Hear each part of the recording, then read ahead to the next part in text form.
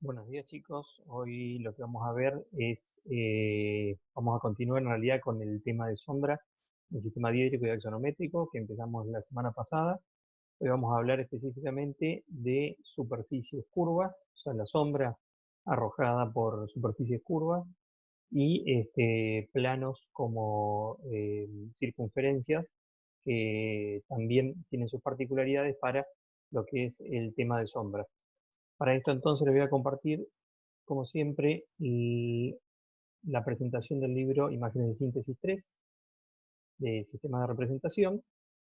Estamos en el capítulo número 14 y hoy vamos a ver el título o el subtítulo Líneas y superficies curvas.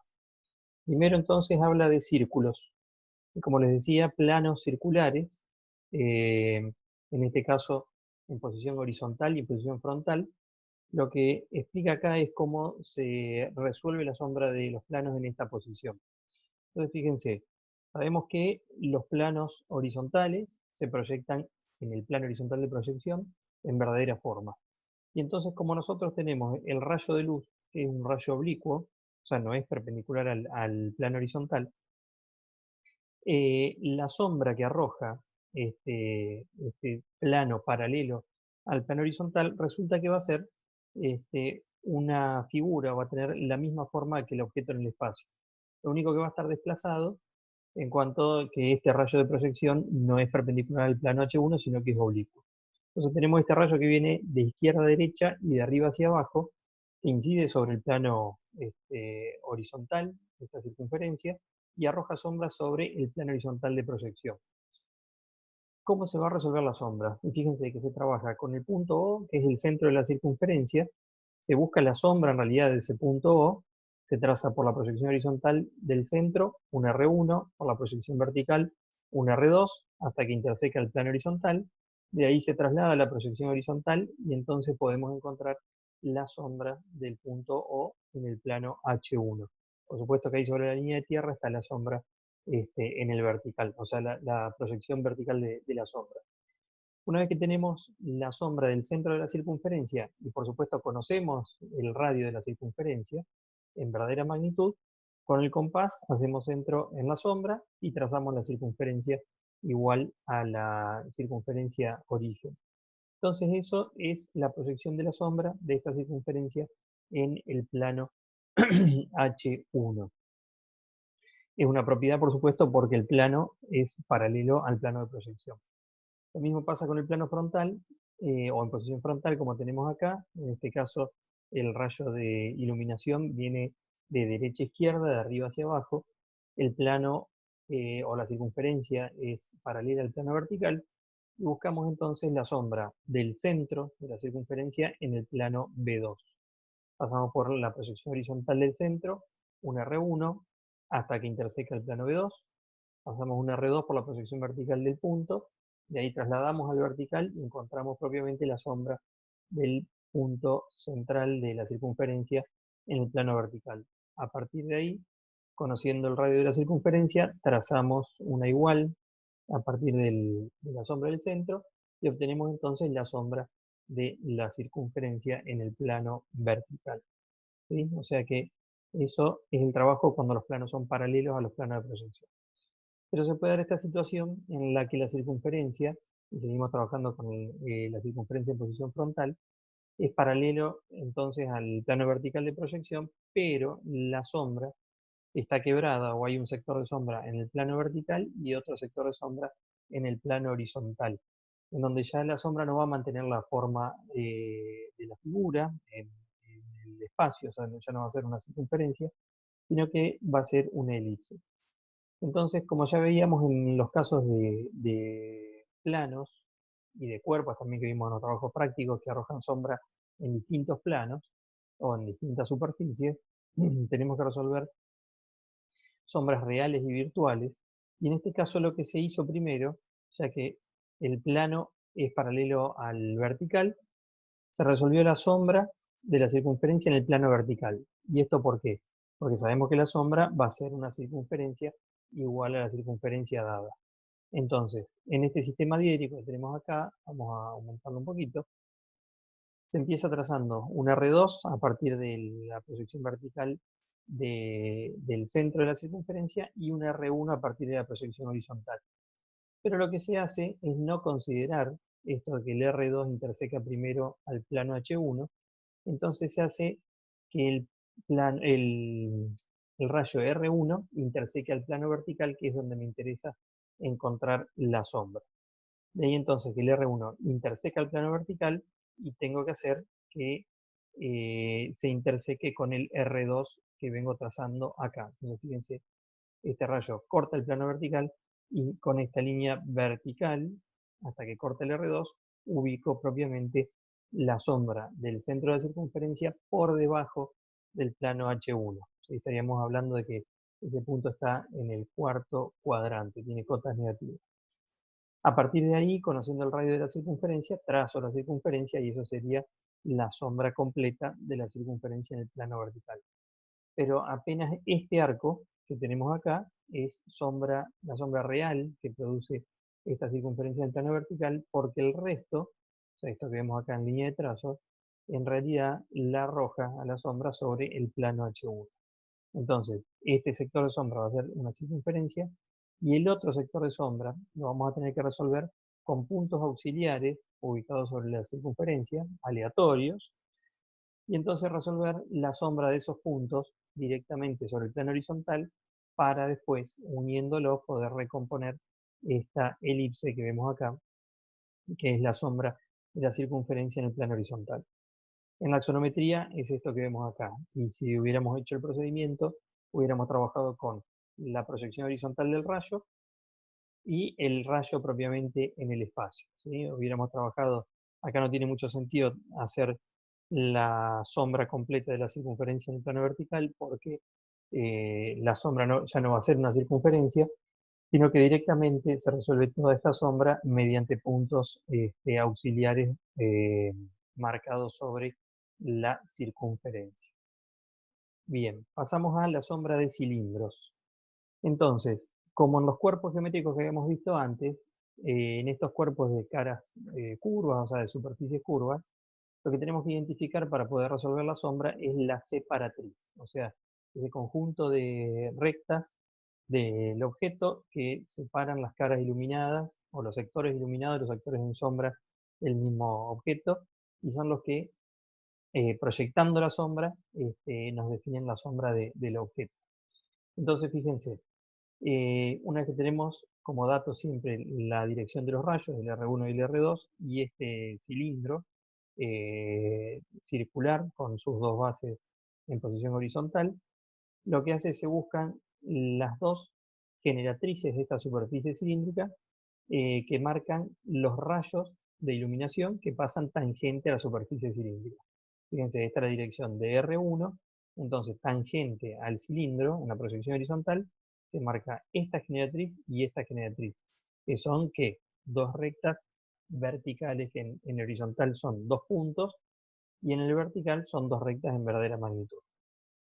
Esas dos generatrices y este sector de la base, o sea, de esta circunferencia, esta semicircunferencia que tenemos acá, es lo que define la separatriz, que si yo encuentro la sombra entonces de esas rectas, ubico la sombra o resuelvo la sombra del cilindro en la proyección horizontal. En este caso, toda la sombra del objeto está en el plano horizontal. Fíjense entonces que a partir de esta generatriz se traslada al vertical y de ahí se marca el sector en sombra propia y el sector iluminado.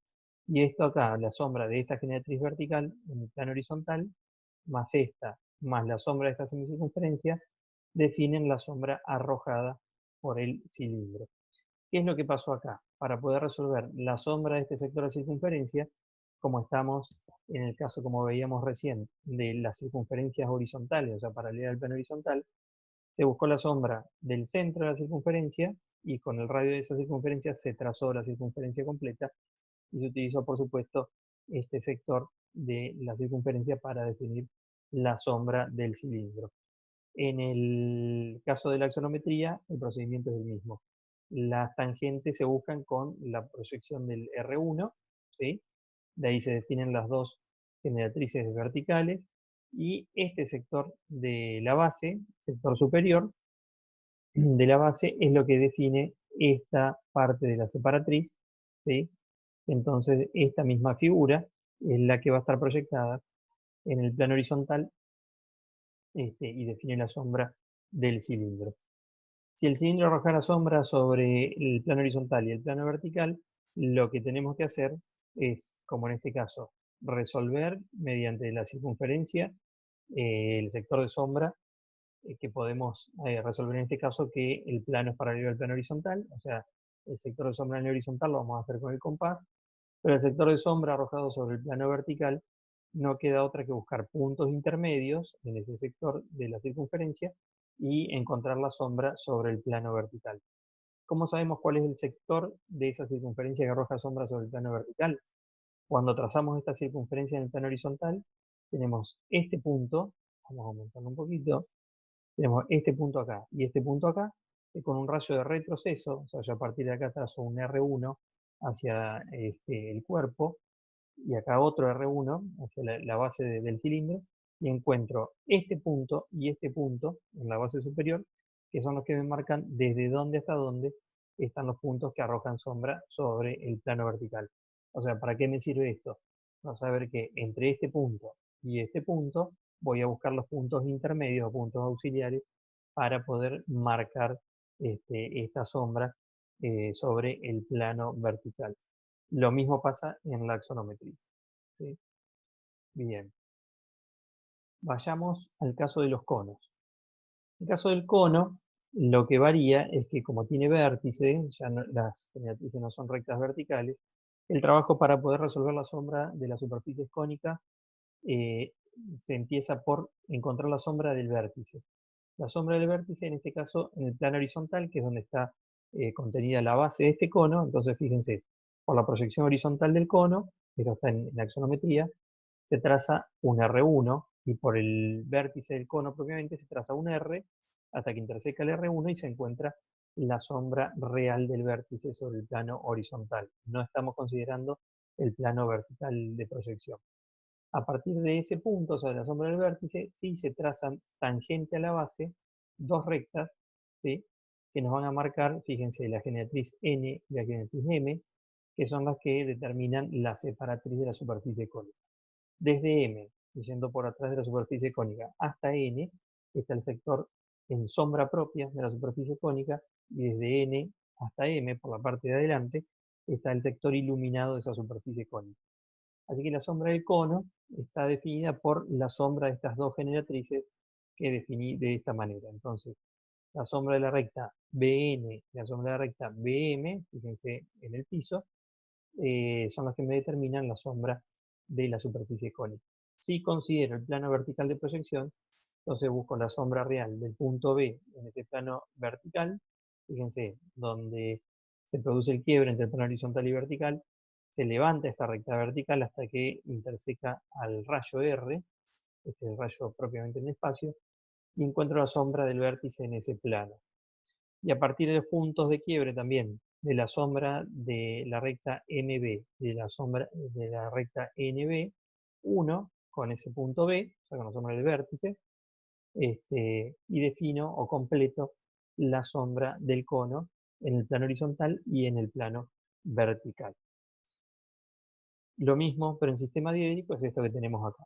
Desde el vértice en proyección vertical un R2 hasta que corta el piso, desde el vértice en proyección horizontal un R1, encuentro la sombra de vértice en la proyección horizontal y desde ahí trazo las dos tangentes a la base del cono.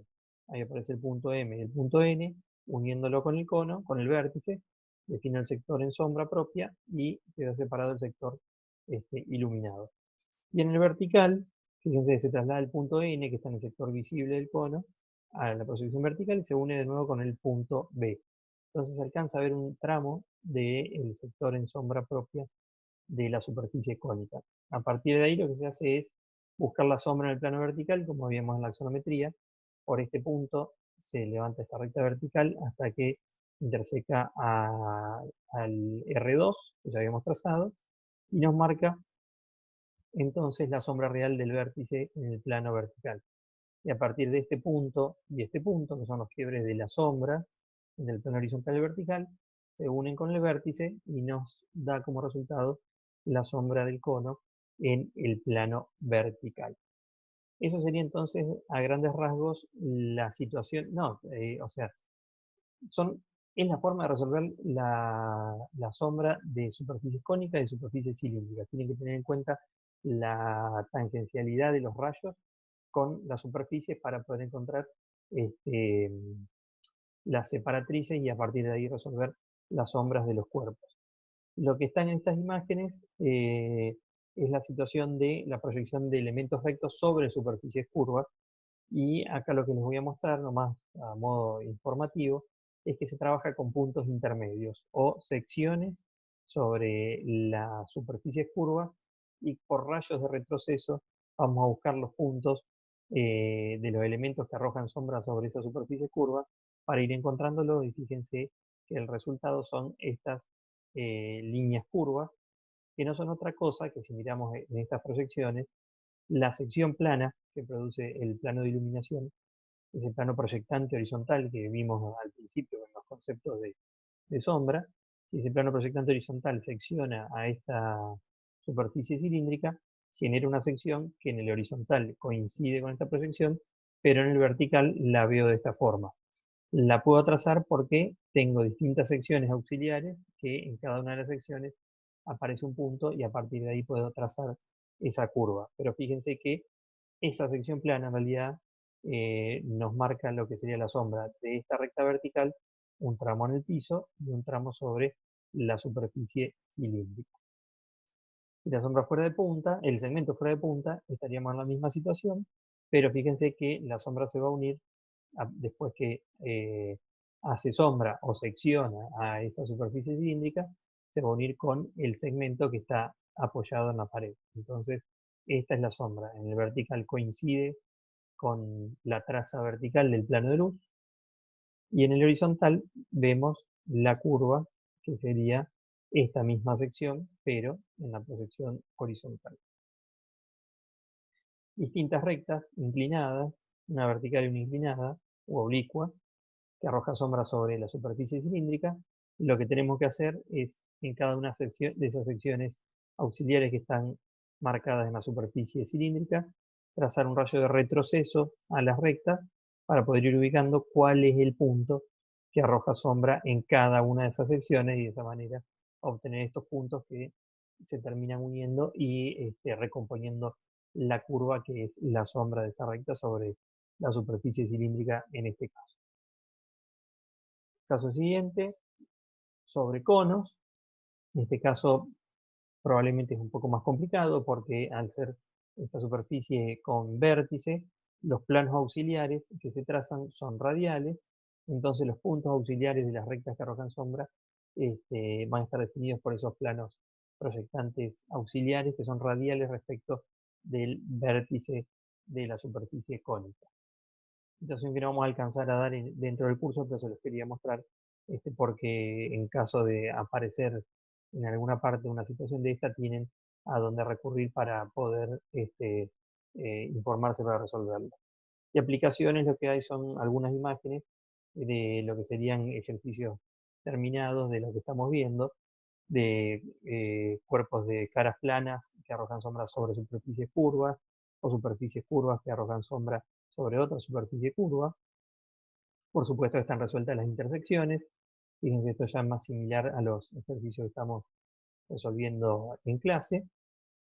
Y esto también, situaciones de distintas superficies cilíndricas, que de acuerdo a la posición, que son a lo mejor no superficies cilíndricas completas, sino sectores de superficies cilíndricas, cómo arrojan sombra, cómo se definen las separatrices, de acuerdo, por supuesto, a la dirección de los rayos, que siempre va a ser un dato, o en el caso de que tengamos que plantear una sombra, nosotros vamos a poder elegir la dirección de esos rayos para obtener un resultado intencionado, sería que nos muestre mejor o nos dé más idea de los volúmenes con los que estamos trabajando. ¿Sí? Por último, ya cuando se le incorpora la escala humana, esto empieza a cobrar más sentido, y era lo que habíamos hablado en el primer día como concepto de la sombra, que en realidad es una cuestión estética, que lo que hace es dotar de más realismo a las representaciones, este, al mismo tiempo que le empieza a dar escala y un poquito más de sentido entonces a las representaciones que estamos haciendo en los distintos sistemas. Así que bien, nos queda para la clase siguiente el último tema, que es sombra en perspectiva cónica.